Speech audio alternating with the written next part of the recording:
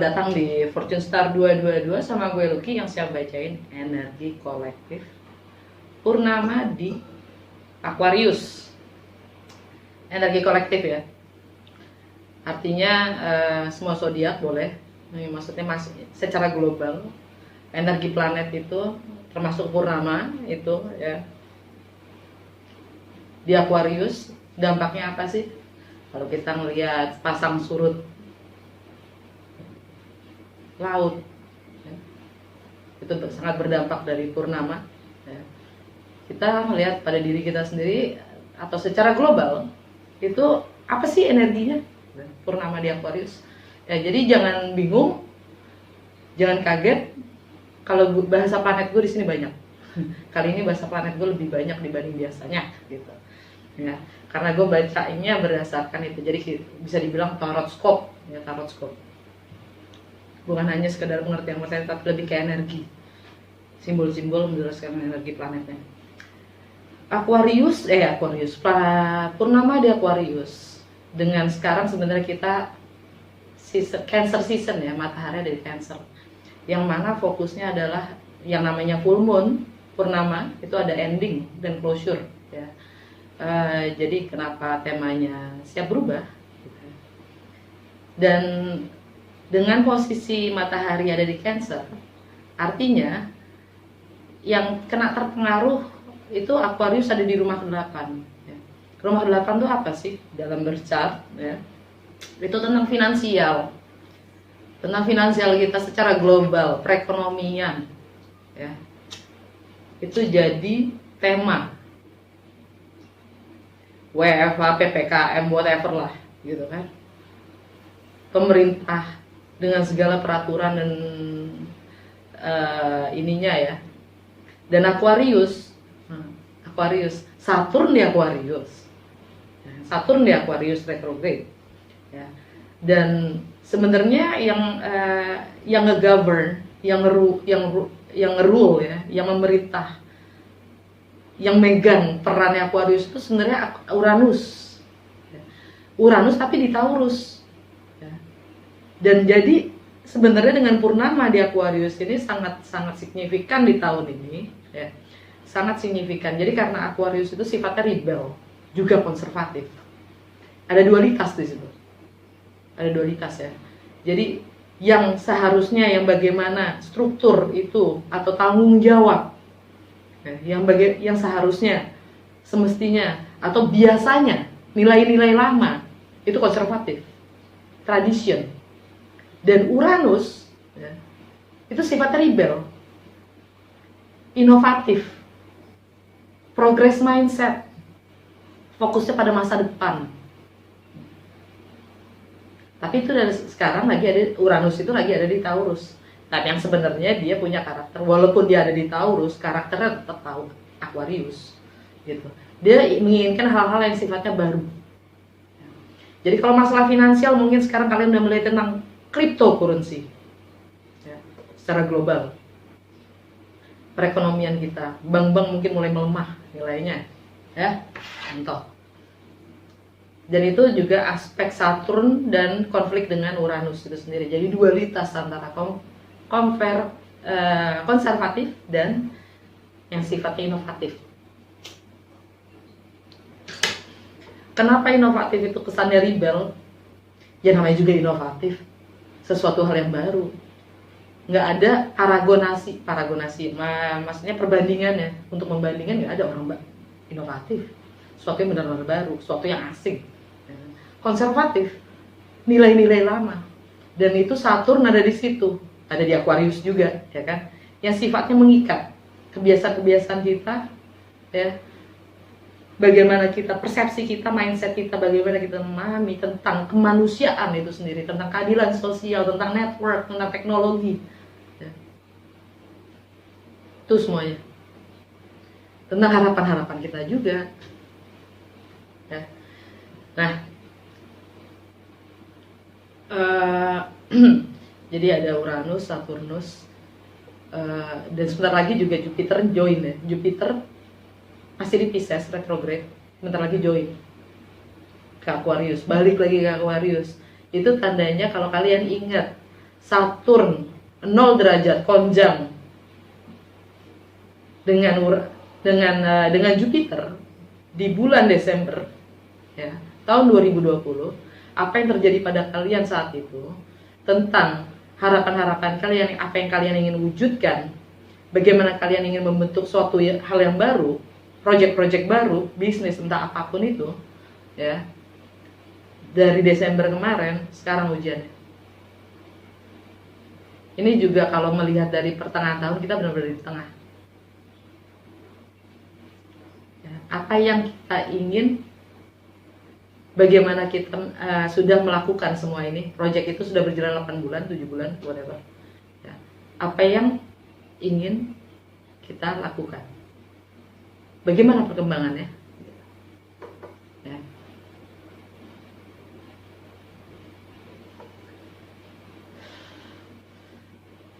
Itu.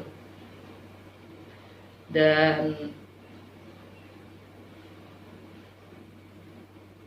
karena Jupiter ntar lepas dari Aquarius itu Januari ya. Januari 2022. Oke. Saturnus, Jupiter. Okay. Lilith 29 derajat di Taurus. Setiap rumah 1, rumah 2, rumah ketiga sampai rumah 12 itu 360 derajat ya. Setiap rumahnya itu 30 derajat.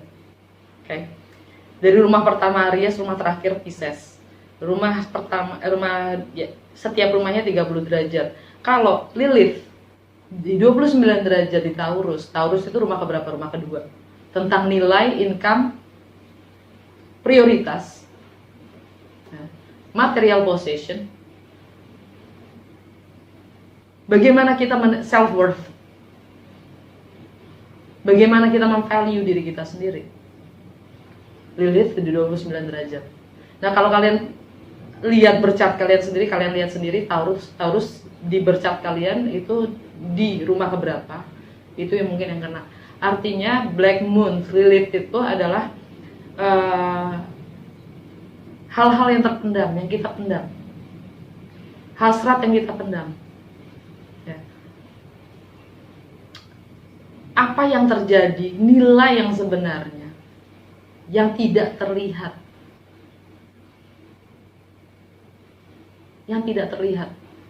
di kasat mata, di balik pintu itu apa yang tersembunyi, nilai yang sebenarnya itu kayak gimana. Jadi yin ya, sifat memberontak 29 derajat itu udah mau akhir, karena setelah itu 30 derajat kembali ke 0. Dan minggu depan dia akan beralih ke Gemini, speak up, rumah 3, bicara. Segala sesuatu yang kita press, segala sesuatu yang kita tahan, waktu kita bicarakan, kita ungkapkan hasrat-hasrat yang terpendam, yang buat kita merasa tidak berdaya, tidak bernilai, itu waktu untuk diungkapkan. Oke? Apakah nilai kalian berdasarkan kebutuhan kalian, kebutuhan kita? Apa nilai kita lebih dari sekedar kebutuhan kita?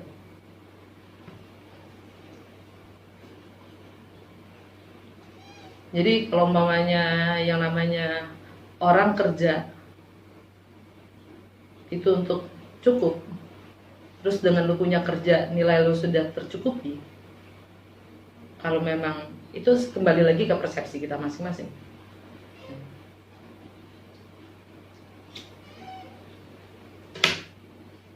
Kerja, kebutuhan semua terpenuhi, makan, tempat, apapun itu, lu sudah hidup, sudah punya value, nilai lu dari situ, ya udah, nggak ada yang salah juga dari itu.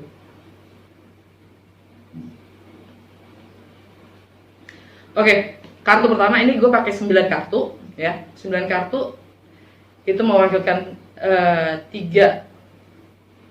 pas, 3 yang di tengah adalah present, 3 di bawah, paling bawah itu adalah future ya. Dan gue udah buka di sini apa oracle card, gue pakai mystical, bukan mystic, apa sih namanya nih? Lupa gue, mystical shaman, dan gue pakai ini universe,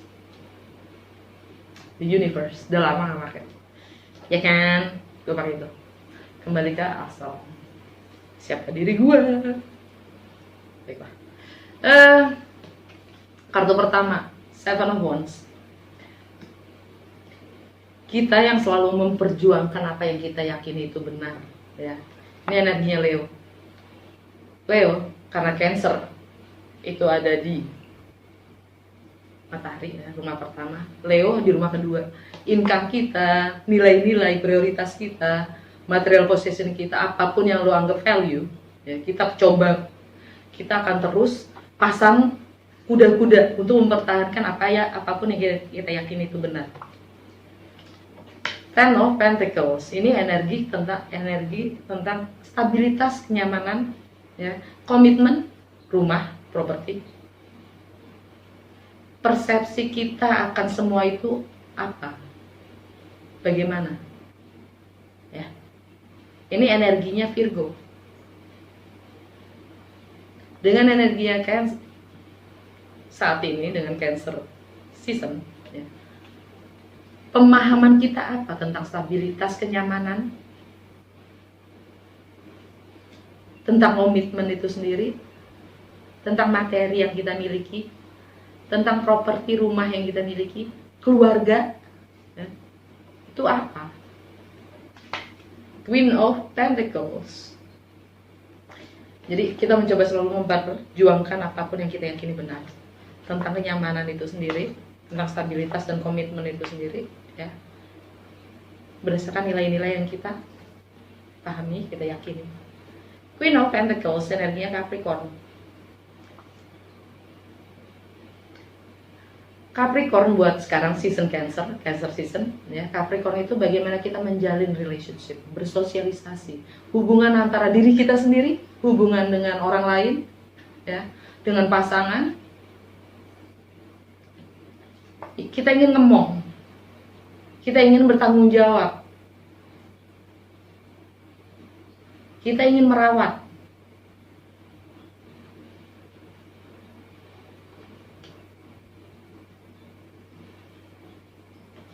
Kembali lagi berdasarkan nilai-nilai yang kita pahami sendiri. Apa itu stabilitas, kenyamanan.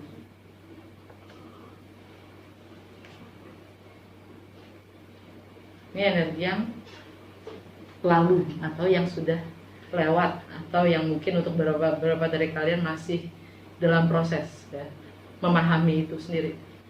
Dan hubungan dengan diri kita sendiri juga bagaimana, relasi, ya, dengan diri kita sendiri gimana, inner self, ya.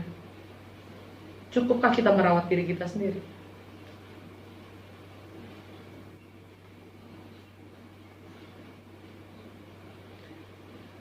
Di energi yang sekarang ada Jupiter, the Wheel of Fortune. Jupiter lagi di Pisces, retrograde. Yang setelah lagi nyatu dengan Aquarius. Jupiter itu expansion. Dengan Cancer season ini di rumah ke-9 tentang travel, ya, yang berakhir, tentang di sini travelnya maksudnya ya yang jauh-jauh, yang ini berakhir, tentang foreign, segala sesuatu yang asing atau baru, atau tentang luar negeri, ya, tentang wisdom dan filosofi, tentang perbedaan budaya, agama, dan latar belakang. Jupiter itu sifatnya agak-agak karmik juga, karena dia akan berputar, keberuntungan akan membawa kita kalau kita kelar dengan yang lama, kalau kita siap mengambil sikap untuk memulai yang baru dan meninggalkan yang lama. Kalau kita masih terikat, dia belum akan berputar, gitu. Dia belum akan expand, gitu lah. Kalau kita masih terikat dengan penilaian dan pemahaman kita yang lama, kita akan terus berada di situ aja, nggak muter-muter doi. Kita masih di posisi abstain gitu, tidak bersikap.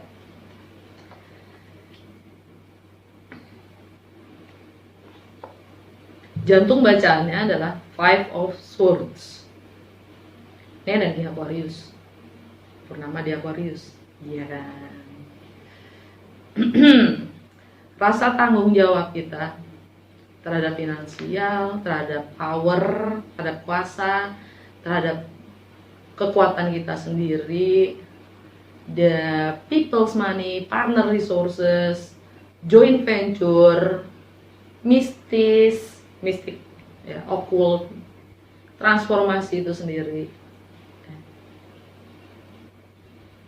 Five of Swords, kita akan ngekat hal-hal yang memang tidak selaras dengan kita lagi, atau yang bikin ruwet, yang bikin pusing, yang sudah tidak selaras dengan pemahaman kita akan mulai ngekat. Ending, closure, karma, limiting beliefs.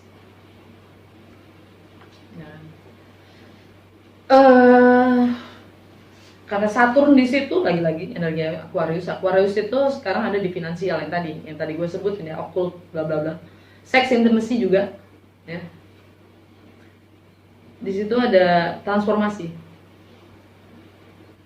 Dan energi purnama di Aquarius itu sifatnya agak tiba-tiba, perubahan yang sifatnya tiba-tiba, kayak kilat, kayak petir, ya. Karena energinya Uranus ini. Pemberontakan itu sendiri, kalau katanya di tahun lalu purnama di mana namanya di Aquarius itu ada bom di Beirut, ya. Dan kemungkinan besar ada bencana alam, ya, musibah-musibah. Dan kalau kita perhatikan lagi sekitar kita sekarang ini summer, ya kan, musim panas tapi hujan, ya.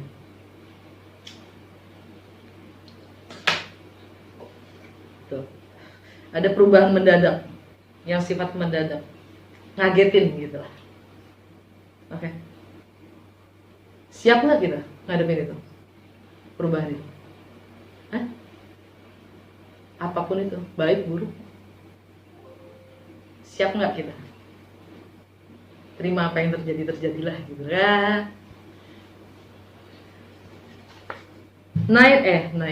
Eight of Wands. Ini travel, energi Sagittarius, ya. Ini travel, ini fast communication, ini tentang progress, relokasi, pindahan, ya. Travel mungkin jarak dekat, sifatnya lokal. Sagittarius itu ada di kesehari-harian karena Cancer season, ya. Ada di kesehari-harian kita, kebiasaan-kebiasaan kita, bagaimana kita mengatur atau mengorganisasikan, menggunakan waktu kita, efisiensi waktu, ya. Time management, kesehatan kita, dan bagaimana kita melayani orang lain. Fast communication, travel, progress,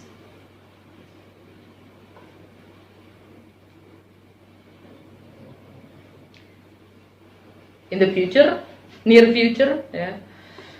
Knight of Pentacles, energinya Virgo juga Leo. Mars akan masuk ke Virgo. Mars akan masuk ke Virgo. By the way, purnama di Aquarius, gue lupa ya ngomong, untuk kita tanggal 23. Untuk dunia secara global tanggal 24. Untuk kita tanggal 23. Mars masuk ke Virgo itu kalau nggak salah tanggal 27, ya. Artinya itu udah masuk ke Leo season, ya. Itu udah masuk ke Leo season. Bukan Cancer season lagi. Karena kita masuk ke Leo season itu tanggal 21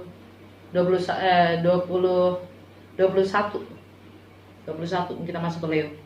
Jadi energi Virgo atau Leo, bagaimana kita menciptakan, bagaimana kita preparing, planning, ya, bagaimana kita menyusun strategi, bagaimana kita menyiapkan diri kita, membangun image kita untuk income, self worth. Karena Virgo juga rumah kedua, Leo di rumah pertama, Virgo rumah kedua. Income, self worth, nilai, prioritas, ya, etika dalam bekerja, juga material possession. Bagaimana kita membangun rencana dan strategi.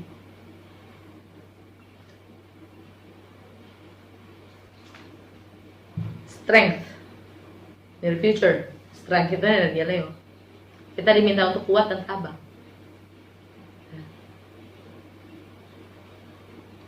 Dengan diri kita sendiri sabar. Karena setiap orang punya prosesnya masing-masing dalam hidupnya, ya kan?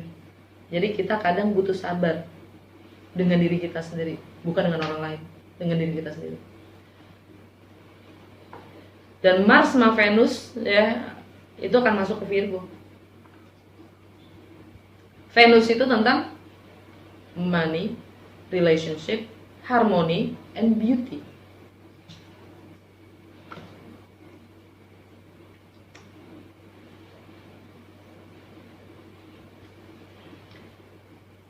Yang masuk ke Leo apa? Merkuri meninggalkan Cancer, masuk ke Leo.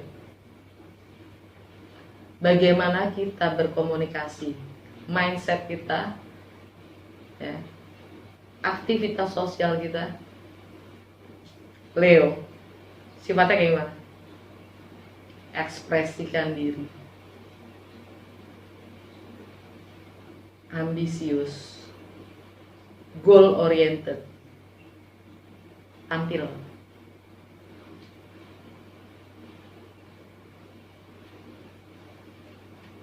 And pleasure, have fun.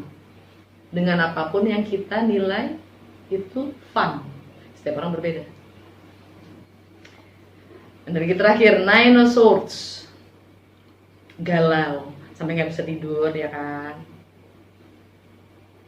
Dengan segala pemikiran kita sendiri, nalar kita sendiri, cara kita berpikir, ya kan? Ini energi Gemini.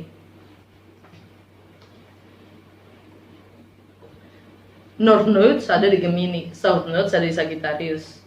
Energi Sagittarius.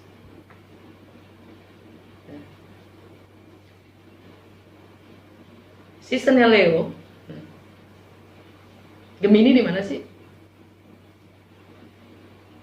Di network, friendship, friends, social justice, humanity, kemanusiaan, keadilan sosial, hopes, harapan. Ya. Kita galau, kita tertekan oleh pemikiran-pemikiran kita sendiri, pemahaman-pemahaman kita sendiri. Okay. Lilith juga masuk ke Gemini. Kita tertekan oleh lingkungan kita sendiri. Kita galau oleh norma-norma sosial.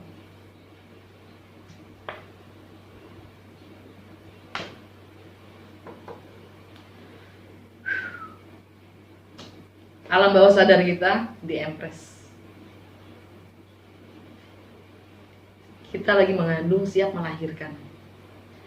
Situasi, keadaan, kondisi, project, whatever itu, bahkan anak, kita siap melahirkan sesuatu yang baru, keadaan baru. Ini energi Venus. Venus sekarang masih di Leo.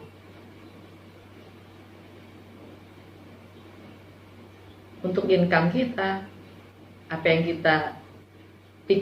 kita pahami tentang value.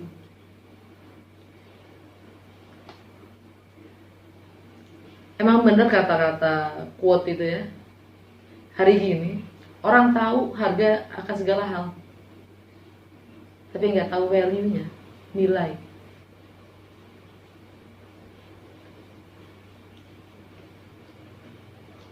Di saat hidup kita punya nilai pun mungkin sudah nggak kepikirkan, karena harga jauh lebih punya nilai sekarang kan gitu, dibanding waktu dan hidup kita sendiri.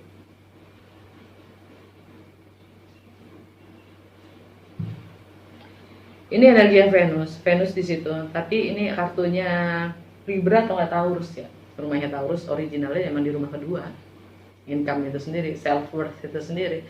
Dan yang ada di Taurus sekarang itu Uranus. Keunikan diri kita sendiri adalah value kita sendiri. Disitulah value-nya kita yang kita coba ingin lahirkan. Siap lahirkan. Kita ingin tampil sejatinya diri kita. Berdasarkan pemahaman apa? Pemahaman lama, pemahaman baru.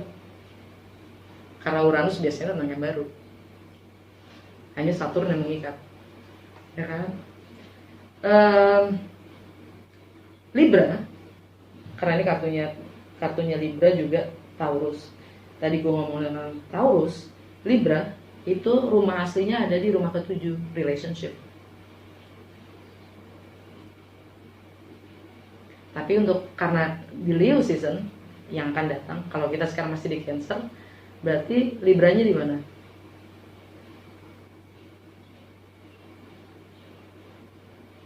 Di keseharian. Sebentar. Cancer, Capricorn, Sag. No. Ini di rumah home and family. Hooks. Ini rumah home and family Libra. Betul? Ya. Rumah home and family siap melahirkan sesuatu. Page of Cups. Ada permintaan maaf atau ingin menjadi anak-anak atau anak-anak itu sendiri, ya. Menjadi yang apa adanya, layaknya anak-anak. Ketulusan dalam bersikap, dalam menjadi, marah-marah, kesal-kesal, sakit-sakit, tanpa harus dikuasai oleh pikiran. Karena anak-anak nggak tahu, dia hanya menjadi.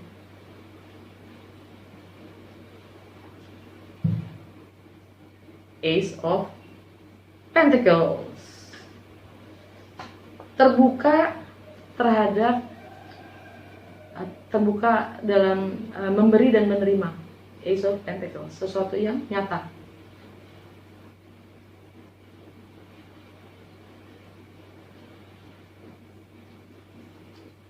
Oke.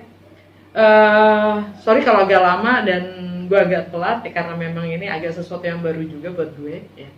Dengan penampilan seperti ini, dengan cara membaca seperti ini juga sesuatu yang baru buat gue.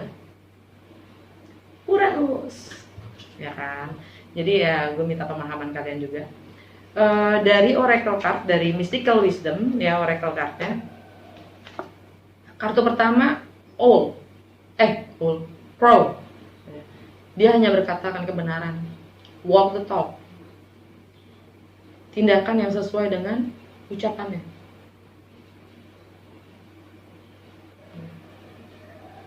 Sanksilah pada mereka yang tidak sesuai antara tindakan dan ucapan. Walk the talk.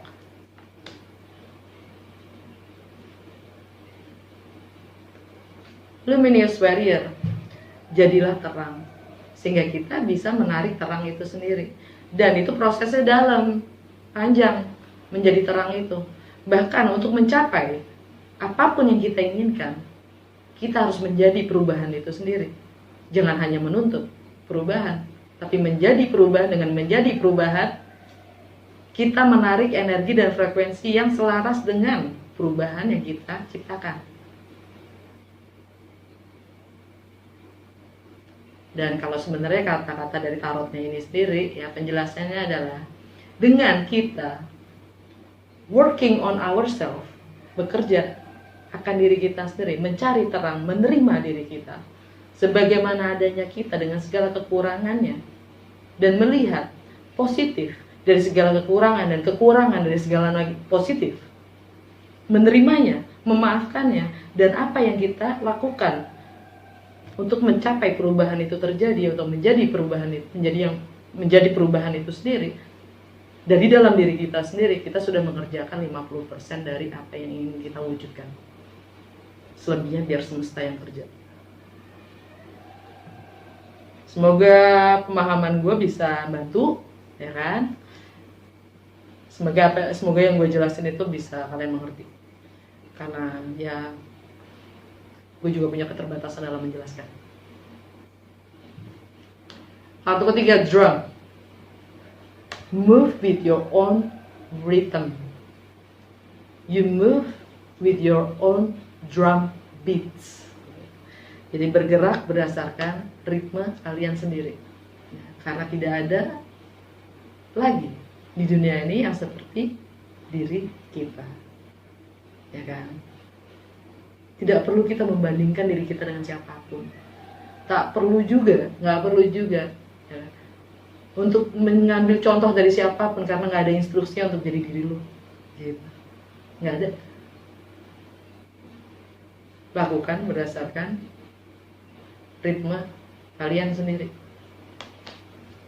untuk menjadi siapapun yang lo yakinin itu memang kompas lo, keunikan lo. Because being you is your power. Karena menjadi diri lo itu adalah kuasa atau power, ya. Kuasa lo, ya. Menjadi diri sendiri itu adalah kekuatan. Jadi kenapa harus kita nyontoh, ya kan? Alam bawah sadarnya giveaway dengan menyadari kita bisa melepaskan. Giveaway, apapun itu lepaskan. Yang sesuai, yang tidak sesuai, ya kan? Lepaskan. Hanya dengan kita bisa menerima diri kita secara penuh, ya, kita bisa melepaskan segala hal yang bukan diri kita. Bisa nggak kita ngefilter itu? Mana yang gua, mana yang bukan? Fokus pada arrow, tujuan, target. Hanya dengan fokus dengan targetnya aja, ya, kita tanpa harus mikirkan metode, aplikasinya bagaimana, enggak. Itu tugasnya semesta. Fokus pada tujuan. Stand still. Kalaupun kalian dengan dalam diam kalian bisa menyadari mana yang akan menjadi atau tidak, kalian dikasih kesempatan dengan dalam diam, ya, untuk menarik diri dari apapun proyek yang kalian sedang jalani, ya. Kalian punya pilihan dan kalian berhak untuk menarik diri kalian dari sesuatu yang mungkin kalian pikir itu tidak akan menghasilkan apapun. Sorcerer, kesempatan kedua, karena mungkin pemahaman kita sudah menyakiti atau menyinggung orang lain. Kalian dikasih kesempatan, kita dikasih kesempatan untuk memperbaiki segala sesuatunya itu yang sudah mungkin menyakiti orang lain dengan pendekatan yang berbeda. Oke. Dari The Universe, kartu pertamanya adalah the moment I realign with life, clear direction is presented to me. Di saat saya menyelaraskan dengan cinta, arah yang jelas itu akan hadir. Screenshot. I let go of the shadow of the past by seeing someone for the first time with the eyes of love. Saya lepaskan segala bayangan dari masa lalu dengan melihat seseorang untuk pertama kalinya dengan mata cinta. Screenshot supaya bisa di zoom dan ditranslate sendiri.